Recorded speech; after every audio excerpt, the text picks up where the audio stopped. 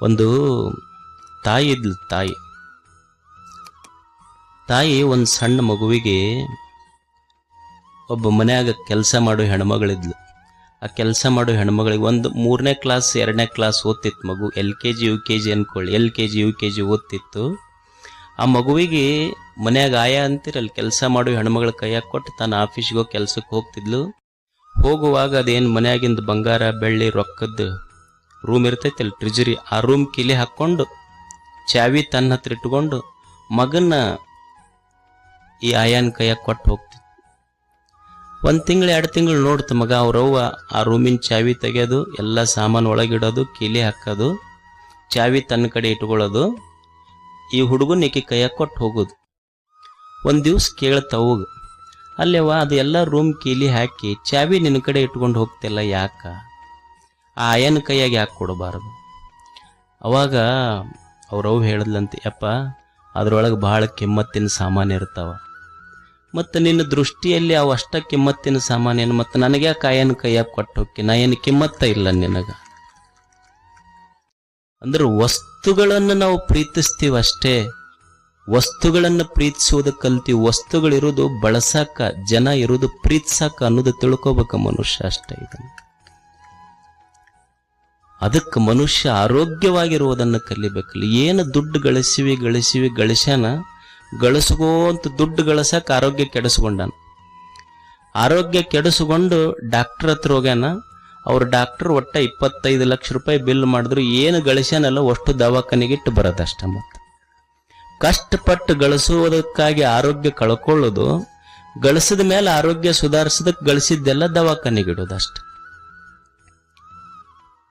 ಒಬ್ಬ ತತ್ವಜ್ಞಾನಿ ಒಂದು ಸುಂದರ ಮಾತು ಬರೀತಾನೆ, don't teach your children to be rich, don't teach your children to be rich, teach your children to be healthy and happy ಅಂತ. ನಿನ್ನ ಮಕ್ಕಳಿಗೆ ಶ್ರೀಮಂತರು ಹೆಂಗಾಗಬೇಕು ಅಂತ ಕಲಿಸಕ್ಕೆ ಹೋಗಬೇಡ, ನಿನ್ನ ಮಕ್ಕಳಿಗೆ ಶ್ರೀಮಂತರಾಗುವುದನ್ನು ಕಲಿಸಬೇಡ, ನಿನ್ನ ಮಕ್ಕಳಿಗೆ ಆರೋಗ್ಯದಿಂದ ಸಂತೋಷದಿಂದ ಇರುವುದನ್ನು ಮೊದಲು ಕಲಿಸು. ಮಕ್ಕಳಿಗೆ ನೀಟ್ ಎಕ್ಸಾಮ್ ಬರ್ಸೋದು ಮುಖ್ಯ ಅಲ್ಲ, ಅವ್ರು ನೀಟ್ ಬದುಕಬೇಕು ಹಂಗೆ ಕಲಿಸೋದು ಬಹಳ ಮುಖ್ಯ ಐತೆ. ಅದು ಬಹಳ ಮುಖ್ಯ. ಅವು ನೀಟ್ ಬರೆಯೋ ಮಕ್ಕಳ ಪರಿಸ್ಥಿತಿನ ನೋಡ್ಬಾರ್ದು, ಜೊಯ್ಯಾಗಿರ್ತಾವ ಪೂರ. ಅವ್ರ ತಾಯಿ ಫೋನ್ ಮಾಡಿದ್ಲಂದ್ರೆ ವಾರಕ್ಕೊಮ್ಮೆ ಆಕಿ ಏನು ಅವ್ರವ್ವ ಈಗ 3 ಲಕ್ಷ ಕೊಟ್ಟು ಹಚ್ಚಿವ ನಿನಗ ಅಂತ ಹುಡುಗಿಗೆ ಹೇಳದ, ಅದು ಟೆಸ್ಟ್ ಆಕಿ ಆರಾಮದಿಲ್ಲ ಅಂತ ಕೇಳೋಲ್ಲ, ಟೆಸ್ಟ್ನಾಗ ಎಷ್ಟು ಬಿದ್ದಾವ ನಿನಗ? ಅವು ಹೆಣ್ಮಕ್ಳು ಸ್ವಲ್ಪ ಮನಸ್ಸಿಗೆ ಹಚ್ಕೊಂಡಿರ್ತಾವ. ಗಂಡ್ಮಕ್ಳು ಕೇಳಿ ಪಾಸ್ ಆದ್ರಾತು, ಇರ್ಲಿಲ್ಲ ಅಂದ್ರೆ ಇನ್ನೊಂದು 5 ವರ್ಷಕ್ಕೆ ಕಟ್ಟದ್ರಾತು, ಏನೈತಂತಿರ್ತಾರ. ಅಂದ್ರೆ ಮನುಷ್ಯನಿಗೆ ಆರೋಗ್ಯ ಬಹಳ ಮುಖ್ಯ. ಏನು ಆರೋಗ್ಯ ಅಂದ್ರೆ ಏನು? ಆರೋಗ್ಯ ಅಂದ್ರ ನನ್ನ ದೇಹ ನನಗೆ ಹಿತ ಕೊಡ್ತಿರ್ಬೇಕು, ಅದು ಆರೋಗ್ಯ. ಆರೋಗ್ಯ ಅಂದ್ರೆ ನನ್ನ ಕಣ್ಣ, ನನ್ನ ಕೈಯ, ನನ್ನ ಕಾಲ, ನನ್ನ ಮನಸ್ಸ, ನನ್ನ ದೇಹ, ನನ್ನ ಹೊಟ್ಟೆ ನನಗೆಲ್ಲ ಹಿತ ಅನಿಸ್ತಿರ್ಬೇಕು, ಸುಖ ಕೊಡ್ತಿರ್ಬೇಕು. ಈಗ ನೀವು ನೋಡ್ರಿ, ಪ್ರವಚನಕ್ಕೆ ಬಂದ್ರಿ, ದಿವಸ ಜಲ್ದಿ ಬರೋರು ಇವತ್ತೊಂದು ಸ್ವಲ್ಪ ಲೇಟ್ ಆಗಿ ಬಂದ್ರಿ ಅಂತ ತಿಳ್ಕೊಡ್ರಿ. ಕುರ್ಚಿ ಸಿಗಲಿಲ್ಲ ನಿಮಗೆ ಹಿಂದೆ ಕೂಡಾಕ ಕುರ್ಚಿ ಸಿಗಲಿಲ್ಲ. ನೆಲಕ್ಕೆ ಕುಂದಿರ್ಬೇಕಂದ್ರೆ ಕಾಲು ಮಡ್ಸಕ್ಕಾಗೋದಿಲ್ಲ, ನಿಂತರ ಕಾಲು ನೋವಾಕ. ಅಂದ್ರೆ ನಮಗೆ ನಮ್ಮ ದೇಹ ಸಾಥು ಕೊಡವಲ್ದಂತ, ನಮ್ಮದು ಆರೋಗ್ಯ ನಮಗೆ ಅನುಕೂಲ ಆಗುವಲ್ದು. ಅಂದ್ರೆ ಆರೋಗ್ಯ, ದೇಹ ಗಟ್ಟಿ ಮುಟ್ಟಿಯಾಗಿರ್ಬೇಕು, ಇದು ಆರೋಗ್ಯದ ಮೊದಲ ಲಕ್ಷಣ. ನೀವು ಅನ್ಬಹುದು, ಆ ಬರೀ ಆರೋಗ್ಯ ಗಟ್ಟಿ ಇತ್ತಂದ್ರೆ ಮುಗಿತಲ್ರಿ, ಮತ್ತು ಅವ ಆರೋಗ್ಯ ಚಲೋ ಇದ್ದಂಗನು ಅಂತ. ಅಲ್ಲ, ದೇಹ ಗಟ್ಟಿರ್ತೈತಿ. ಹುಡುಗರು ಅಂತಿರ್ತಾವಿಲ್ಲ, ನಾವು ದಿವಸ ಜಿಮ್ಮಿಗೆ ಹೋಗಿ ಬರ್ತೀವ್ರಿ ಅಂತಿರ್ತಾರೆ. ಹುಡುಗರ್ನ ಕೇಳ್ರಿ ನೀವು, I am healthy, I go to gym every day without fail ಅಂತಿರ್ತಾರೆ ಹುಡುಗರು. ಅಲ್ಲ, ಜಿಮ್ಮಿಗೆ ಹೋಗಿ ಬಂದವ್ರು ಅಷ್ಟ ಗಟ್ಟಿರ್ತಾರ, ಬೆಳಿಗ್ಗೆ ಎದ್ದು ಜಮೀನಿಗೆ ಹೋಗಿ ಬರೋ ರೈತರು ಅವ್ರಕಿನ್ನ ಗಟ್ಟಿರ್ತಾರೆ, ಬರೀ ಜಿಮ್ಮಿಗೆ ಹೋದವ್ರ ಗಟ್ಟಿರ್ತಾರಂತ ಏನೈತಿ. ಅಂದ್ರೆ ನಮಗ ಅನಿಸ್ತಿರ್ತೈತಿ ಜಿಮ್ಮಿಗೆ ಹೋದವ್ರು ಗಟ್ಟಿರ್ತಾರ, ದೇಹ ಗಟ್ಟಿರ್ತೈತಿ. ಬರೇ ದೇಹ ಆರೋಗ್ಯವಾಗಿದ್ರೆ ಅಷ್ಟೇ ಆರೋಗ್ಯವಂತ ಅನ್ನೋದಿಲ್ಲ ಅವನಿಗೆ. ಈಗ ಒಬ್ಬ ಹುಚ್ಚಿರ್ತಾನ, ಅವ 8-10 ಮಂದಿಗೆ ಹೊಡಿತಿರ್ತಾನ. ಅಂದ್ರೆ ದೇಹದಷ್ಟು ಪುಷ್ಟವಾಗಿರ್ತೈತಿ, ಅದು ಮನಸ್ಸು ಸ್ವಸ್ಥ ಇರೋದಿಲ್ಲ ಅವನು. ಅಂದ್ರೆ ದೇಹ ಮನಸ್ಸು ಎರಡೂ ಸರಿಯಾಗಿರ್ಬೇಕು. ಮತ್ತು ದೇಹ ಮನಸ್ಸು ಎರಡೂ ಚಲೋ ಐತಿ, ಕರೆಕ್ಟ್ ಐತಿ, ಏನೂ ತೊಂದರೆ ಇಲ್ಲ, ಏನು ರಾಗ ಇಲ್ಲ, ದ್ವೇಷ ಇಲ್ಲ, ಉದ್ವಿಗ್ನತೆ ಇಲ್ಲ, ಚಿಂತಿಲ್ಲ. ಈಗ ಒಂದೇನೋ ಸಣ್ಣದು ಬ್ಲಡ್ ಕ್ಲಾಟ್ ಆಗಿರ್ತೈತಿ ಬ್ರೈನ್ಯಾಗ, ಬ್ಲಡ್ ಕ್ಲಾಟ್ ಆಗಿ ಕೋಮಾಕ್ ಹೋಗಿರ್ತಾನ, ಅವ ಆರೋಗ್ಯ ಗಟ್ಟಿರ್ತೈತಿ, ಮಸ್ತ್ ಇರ್ತೈತಿ, ಮನಸ್ಸಿನಾಗ ಏನೂ ಭಾವನೆ ಇರೋದಿಲ್ಲ, ಮತ್ತು ಅವನು ಆರೋಗ್ಯವಂತನ್ರಿ ಹಂಗಿದ್ರ ಅನ್ಬಹುದು. ದೇಹ ಚಲೋ ಇರಬೇಕು, ಮನಸ್ಸು ಚಲೋ ಇರಬೇಕು, ಉತ್ಸಾಹ ಇರ್ಬೇಕು, ಮನುಷ್ಯಾಗ ಊರ್ಜಾ ಇರ್ಬೇಕು, ಶಕ್ತಿ ಇರಬೇಕು, ಚೈತನ್ಯ ಇರಬೇಕು. ದೇಹ ಚಲೋ ಇರಬೇಕು, ಮನಸ್ಸು ಚಲೋ ಇರಬೇಕು, ಆತ್ಮ ಆನಂದವಾಗಿರ್ಬೇಕು, ಊರ್ಜಾ ಶಕ್ತಿ ಚೈತನ್ಯ ಉತ್ಸಾಹ ಇರ್ಬೇಕು. ತಾಯಂದಿರು ನೋಡ್ರಿ, ನೀವು ಎಲ್ಲಿಗೆರೆ ಹೊರಗೊಂಟ್ರ ಅವ್ರು ಎಷ್ಟು ಚಂದ ಮುಖ ತಕ್ಕೊಂಡು, ಬಟ್ಟೆ ಹಾಕ್ಕೊಂಡು, ದಂಡೆ ಹಾಕ್ಕೊಂಡು ಎಷ್ಟು ಚಂದ ಹೋಗ್ತಿರ್ತಾರೆ. ಇವ ಹೊರಗೆ ಹೊಂಟ್ನಂದ್ರೆ ಹಂಗ ಲುಂಗಿ ಮೇಲೆನ ಹೊರಗೆ ಹೋಗ್ತಾನೆ. ಅಲ್ಲೋ ಅವ್ರು ನೋಡಿ ನಿಮ್ಮ ಹೆಣ್ಮಕ್ಳು ಪಾಪ ಅವ್ರು ಎಷ್ಟು ಚಂದ ನೀಟಾಗಿ ಹೋಗ್ತಾರ, ನೀ ಯಾಕೆ ಹಿಂಗೆ ನಮ್ಮನ್ಯಾರು ನೋಡ್ತಾರ ಬಿಡ್ರಿ, ಹಿಂಗ ನಮ್ಮದಿತ್ತು ಅಷ್ಟು ಅಂದ್ರ ಉತ್ಸಾಹ ಇರ್ಬೇಕಂತ. ಒಬ್ಬ ಆರೋಗ್ಯವಂತ ಅಂತ ಯಾರಿಗನ್ನೋದು ಅಂದ್ರ ದೇಹ, ಮನಸ್ಸು, ಆತ್ಮ ಇವು ಮೂರೂ ಪ್ರಸನ್ನವಾಗಿದ್ರೆ ಅವನಿಗೆ ಆರೋಗ್ಯವಂತ ಅಂತ ಕರಿಬೇಕು ಅಂತ ಆಯುರ್ವೇದದ ಆಚಾರ್ಯರಂತಾರೆ. ಪ್ರಸನ್ನ ಆತ್ಮ ಇಂದ್ರಿಯ ಮನಃ ಸ್ವಸ್ತಿತ್ಯಭಿಧೀಯತೆ.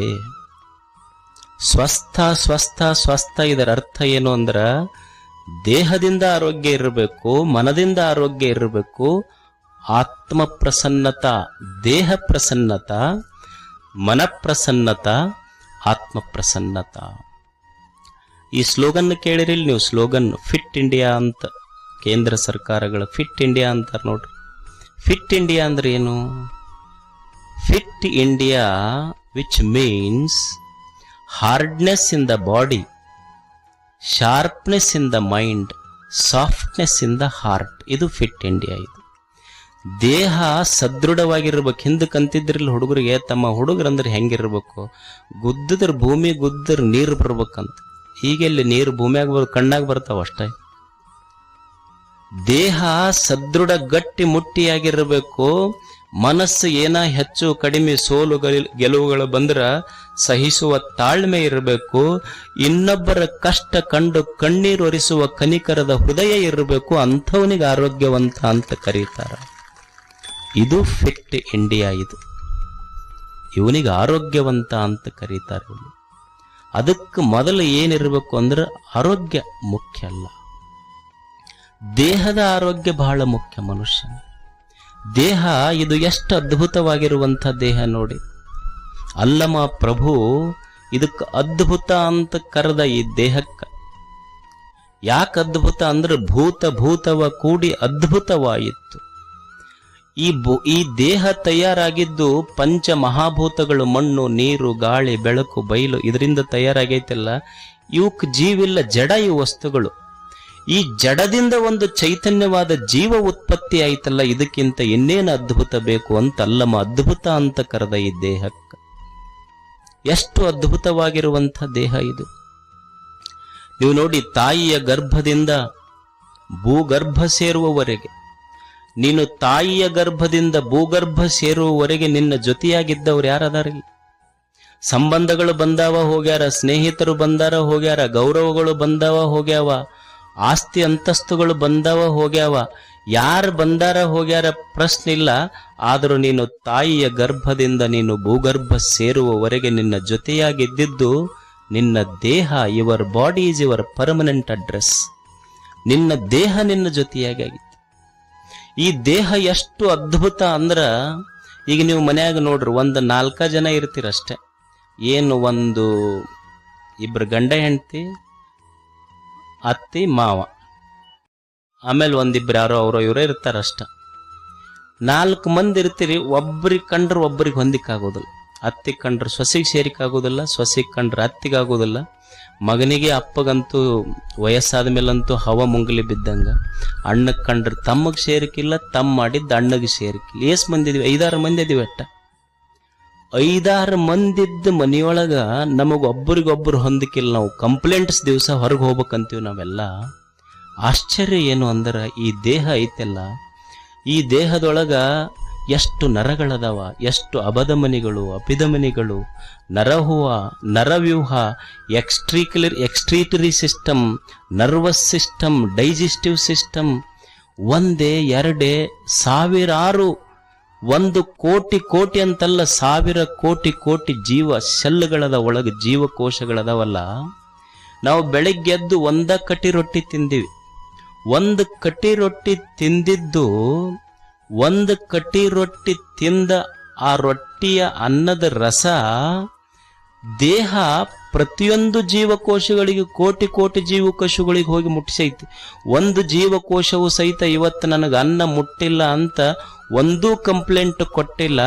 ಎಷ್ಟು ಸಹಕಾರದಿಂದ ಒಂದಕ್ಕೊಂದು ಬದುಕೇವಲ್ಲ. What a cooperative system that God has created on this earth. ನಮ್ಮ ಕೋಆಪರೇಟಿವ್ ಸೊಸೈಟಿ ಅದ 1 ವರ್ಷದೊಳಗೆ ಮುಳುಗಿಸಿ ಬಿಡ್ತಾರ ಅವನು. ದೇವರು ನಿರ್ಮಾಣ ಮಾಡಿದ ಕೋಆಪರೇಟಿವ್ ಸಿಸ್ಟಮ್ ಎಷ್ಟು ಚಲೋ ಐತಿ ನೋಡ್ರಿ. ಅದಕ್ಕೆ ಈ ದೇಹ ಕೆಡಲಾರ್ದಂಗ ನೋಡ್ಕೋಬೇಕಲ್ಲ. ಇದನ್ನ ಕೆಡ್ಲಾರ್ದಂಗ ನೋಡ್ಕೋಬೇಕಾದ್ರೆ ಏನು ಮಾಡಬೇಕು ಅಂದ್ರೆ, ನಮ್ಮ ಹಿರಿಯರು, ಆಚಾರ್ಯರು, ಋಷಿಗಳು 3 ಸೂತ್ರಗಳನ್ನು ಹೇಳ್ತಾರವ್ರು. ಮೊದಲ ಹಿತಬುಕ್, ಆಮೇಲೆ ಮಿತಬುಕ್, ಆಮೇಲೆ ಋತಬುಕ್. ಮಿತಬುಕ್ ಅಂದ್ರೆ ಸ್ವಲ್ಪ ಹಿತಬುಕ್ ಅಂದ್ರೆ ದೇಹಕ್ಕೆ ಯಾವುದು ಹಿತ ಐತಿ, ಹಿತವಾದದ್ದುಣ್ಣು ಅಂತ. ಮಿತಬುಕ್ ಸ್ವಲ್ಪ ಉಣ್ಣು. ಋತಬುಕ್ ಋತುಗಳನ್ನು ನೋಡಿ ಉಣ್ಣು. ಹಿತಬುಕ್, ಮಿತಬುಕ್, ಋತಬುಕ್. ಮೊದಲ ಹಿತವಾದದ್ದುಣ್ಣು. ಯಾಕ ಅಂದ್ರ ಎಲ್ಲ ಏನು ಉಣ್ತಿ ಅದೆಲ್ಲ ದೇಹಕ್ಕೆ ಹಿತ ಆಗ್ತೈತಿ ಅಂತಲ್ಲ, ಸ್ವಲ್ಪ ನೋಡಿ ಉಣ್ಣು ನೀನು ಅಂತ. ಯಾಕಂದ್ರ ನೀ ಏನು ಉಣ್ತಿ, ನಿನ್ನ ಅನ್ನ ಅದು ಬಹಳ ಕೆಮ್ಮತ್ತಿಂದ. ಈಗ ನೀವು ನೋಡಿ, ಈಗ ಮನ್ಯಾಗ ನಾವು ಅಡಿಗೆ ಮಾಡ್ತೀವಿ. ಅಡಿಗೆ ಮಾಡಿದ್ದ ತಾಯಂದಿರ ಅದ್ರ ಮೇಲೆ ಏನಾರ ಮುಚ್ಚಿಡ್ತಾರಿಲ್ಲ. ಯಾಕೆ ಮುಚ್ಚಿಡ್ತಾರಂದ್ರೆ ನೊಣಗಿಣ ಬಂದಿಗಿಂದವು. ಏನಾಗ್ತೈತಿ ನೊಣ ಕುಂತ್ರ, ಅಡಿಗೆ ಮಾಡಿದ್ರ ಮೇಲೆ ನೊಣ ಕುಂತ್ರ ಏನು ಸಮಸ್ಯೆ ಆಗುತ್ತೆ ಅಂದ್ರೆ, ಉಂಡವ್ರಿಗೆ ವಾಂತಿ ಭೇದಿ ಶುರು ಆಗ್ತೈತಿ. ಅಂದ್ರೆ ನೊಣ ಸ್ವಲ್ಪ ವಿಷಪ್ರಾಣಿ ಅದು ಅಂತ ನಮ್ಮ ದೃಷ್ಟಿಯಲ್ಲಿ. ಅಂದ್ರೆ ನೊಣ ಕುಂತಿದ್ದ ಅಡಿಗೆ ಉಂಡ್ರ ವಾಂತಿ ಭೇದಿ ಶುರು ಆಗ್ತೈತಿ, ಮುಚ್ಚಿಡ್ಬೇಕು. ಸರಿ, ಅಂಥ ನೊಣ ಐತಲ್ಲ, ನೊಣವನ್ನ ನೀವು ಗಾಡಿ ಮೇಲೆ ನೋಡ್ರಿ, ಹಲ್ಲಿ ತಿಂತ ಹೌದಲ್ಲ, ನೊಣ ತಿಂತಾವ್ ಹಲ್ಲಿ.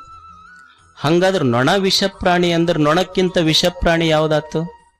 ಹಲ್ಲಿ ವಿಷಪ್ರಾಣಿ. ಈಗ ಹಲ್ಲಿ ಇದೆಯಲ್ಲ, ನೀವು ನೋಡಿ ಹಳ್ಳಿಗಳಲ್ಲಿ ಹೋಗಿ ಹಲ್ಲಿ ಹಾವು ಹಿಡಿತಾವ. ಹಲ್ಲಿಗೆ ಏನ್ ತಿಂತಾವ? ಹಾವು ತಿಂತೈತಿ. ಹಾಗಿದ್ರೆ ಹಲ್ಲಿಗಿಂತ ಯಾವುದು ವಿಷಪ್ರಾಣಿ? ಹಾವು ವಿಷಪ್ರಾಣಿ. ಈಗ ಹಳ್ಳಿಗಳಲ್ಲಿ ನೀವು ನೋಡಿ, ಆ ಹಾವಿಗೆ ಸಣ್ಣ ಸಣ್ಣ ಹಾವು ಅದು ಹೊಂಟು ಅಂದ್ರೆ ಕೋಳಿ ತಿಂತಾವ. ಹಂಗಿದ್ರೆ ಹಾವಿಗಿಂತ ವಿಷಪ್ರಾಣಿ ಯಾವುದು? ಕೋಳಿ ಆಯ್ತು.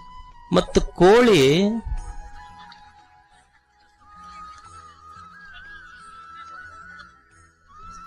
ಪುಚ್ಚ ಸಹಿತ ಸಿಗುದಿಲ್ಲ. ಹಂಗಿದ್ರೆ ಯಾರು ವಿಷಪ್ರಾಣಿ ಆದ್ರು? ಬಾಳ ಬಿಡಿಸಿ ಹೋಗಕ್ಕೆ ಹೇಳಕ ಹೋಗ್ಬೇಡ್ರಿ, ಬಿಡ್ರಿ, ಇದು ನಮಗೆಲ್ಲ ಅರ್ಥ ಆಗ. ಇಂಥವು ಮುಗಿಸೇ ಬಿಟ್ಟಿವಿ ನಾವೆಲ್ಲ. ಹಾಗಾದ್ರೆ ವಿಷಪ್ರಾಣಿ ಯಾವುದು? ನೀವು ಸ್ವಲ್ಪ ವಿಚಾರ ಮಾಡ್ರಿ. ಸತ್ತವ್ರನ್ನ ಎಲ್ಲಿ ಹೋಗಿತೀವಿ ನಾವು? ಎಲ್ಲಿ ಹೋಗಿತೀವಿ? ಸ್ಮಶಾನದಾಗ ಹೋಗಿತೀವಿ. ಮತ್ತು ಸತ್ತವ್ರನ್ನೆಲ್ಲ ಸ್ಮಶಾನದಾಗ ಹೋಗಿತೀವಿ. ಸತ್ತವ್ರನ್ನೆಲ್ಲ ತಂದು ಹೊಟ್ಟೆಗೆ ಇಟ್ಕೊಂಡ್ರೆ ಮನುಷ್ಯನ ಹೊಟ್ಟೆ ಸ್ಮಶಾನ ಐತಲ್ಲ, ಇದು ತಿಳ್ಕೊಬೇಕು ಮನುಷ್ಯ ಅಷ್ಟೆ. ಆಹಾರ ಶುದ್ಧವು ಸತ್ವ ಶುದ್ಧಿ. ಆಹಾರ ಶುದ್ಧವು ಸತ್ವ ಶುದ್ಧಿ. ಅನ್ನ ಯಾಕೆ ಹಿತವಾಗಿರ್ಬೇಕು ಅಂತಾರ ನಮ್ಮ ಹಿರಿಯರು ಅಂದ್ರ, ನೀ ಏನ ಅನ್ನ ಉಣ್ತಿಯಲ್ಲ, ಉಣ್ಣುವ ಅನ್ನ, ಅನ್ನದಿಂದ ರಸ, ರಸದಿಂದ ರಕ್ತ, ರಕ್ತದಿಂದ ಮಜ್ಜ ಮಾಂಸ, ಮಾಂಸದಿಂದ ಮಜ್ಜ, ಮಜ್ಜದಿಂದ ಮೇಧಸ್ಸು, ಮೇಧಸ್ಸಿನಿಂದ ನಿನ್ನ ಮನಸ್ಸು, ವಿಚಾರಗಳ ನಿರ್ಮಾಣ ಆಗ್ತಾವ. ನಿನ್ನ ವಿಚಾರ ಏನೈತಲ್ಲ, ನೀವು ಉಂಡ ಅನ್ನದಿಂದ ಬಂದಿದ್ದು ಅಂತ ಹಿರಿಯರ ನಿರ್ಮಾಣ ಮಾಡ್ತಾರೆ, ನಿರ್ಣಯ ಮಾಡ್ತಾರೆ. ಇದನ್ನದೇ ನೀವು ಒಳ್ಳೆಯ ಅನ್ನ ಉಂಡಿ ಒಳ್ಳೆಯ ವಿಚಾರಗಳು ಬರ್ತಾವ, ಕೆಟ್ಟ ಅನ್ನ ಉಂಡಿ ಕೆಟ್ಟ ವಿಚಾರಗಳು ಬರ್ತಾವ ಅಷ್ಟೆ.